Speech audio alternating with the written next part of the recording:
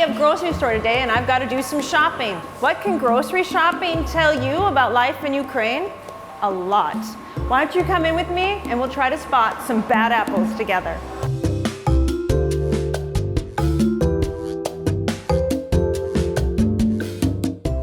I found my apples and they cost so much less than in most other European capitals. A lot of European travel blogs really push trips to Ukraine because of affordability. The comparably low prices of food here and the great restaurants are the reason. This same kilo of apples would cost about $5 in the US, half of that in Germany, and in Italy about $2. Today, these cost $1. Of course, it's just not apples that are cheaper in Ukraine. It's a lot of food. Have you ever heard of the Big Mac Index? It ranks how much McDonald's signature sandwich costs. And last year, Ukraine was one of the world's cheapest. With prices like these, tourism is booming when you can travel.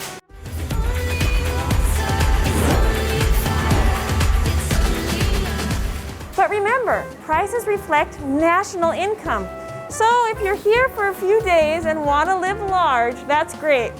But let's not compare apples and oranges. What's in my basket may seem inexpensive. For Ukraine's 11 million pensioners, a good government pension is only $70. These apples would make up over 1% of their month's income, and this basket, maybe 20%.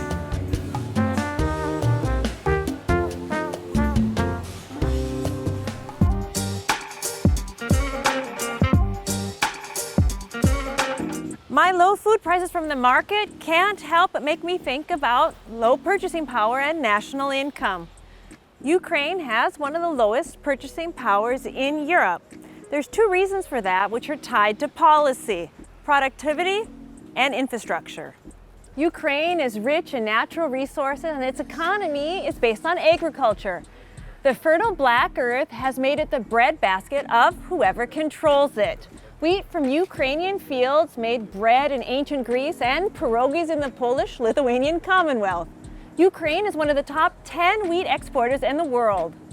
Ukraine exports so much wheat that the millers and bakers here of the country have asked the government to slow down exports to keep the price of bread low to match the local wages. But even though Ukraine has better soil and better conditions for growing, it isn't as productive as its European neighbors, Poland, France, or Germany. Part of the reason for that is to be productive in agriculture, you need expensive machinery. And if you can't borrow money to buy new tractors or state-of-the-art watering systems, you don't have much of a chance. In most other places, land is used as collateral to make big purchases, whether it be to buy a tractor or to build a factory.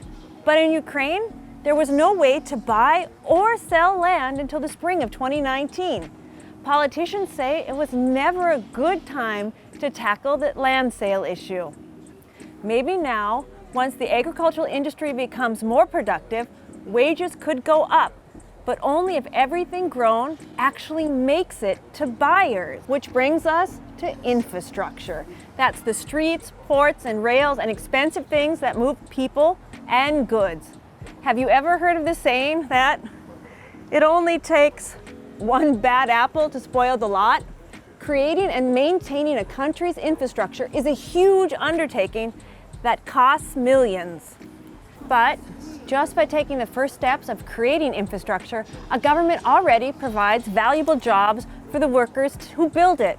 More jobs mean more money to spend, more people buying goods, and more services. When new infrastructure is created, it means increased productivity and wages. And that's the problem with infrastructure. Emerging economies like Ukraine need big projects, and big projects are prone to corruption.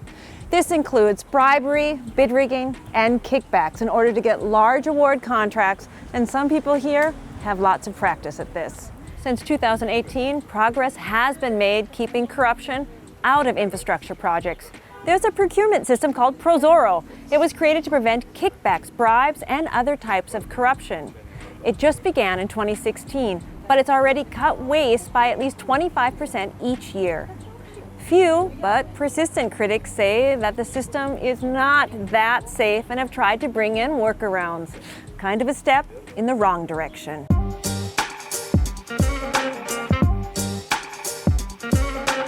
With limited investing potential and a weak infrastructure, Ukrainians end up working to create and send the building blocks of products to other countries instead of making ready-made products here in Ukraine. Here's an example of what it's like to work. In 2018, Ukraine's official minimum wage was around $140 a month, making neighboring Poland a much better option for a job.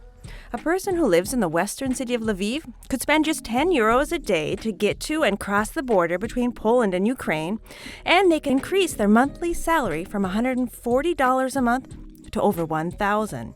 And Ukrainians who can't work legally in the EU still find jobs in the shadow economy, meaning a Ukrainian could work for up to 3 months in the EU and still come back and care for family members who need support. Studies have shown that low wages in civil service or government jobs encourage corruption. But with wages so low, it's hard to raise government salaries because people don't understand why officials should earn so much more than they do. These apples and most of my shopping seem inexpensive because Ukraine hasn't had the chance to develop its economy. A vicious circle caused by poor policy, inadequate infrastructure leads to low wages and brain drain. And as long as wages stay low, corruption will continue to be a problem.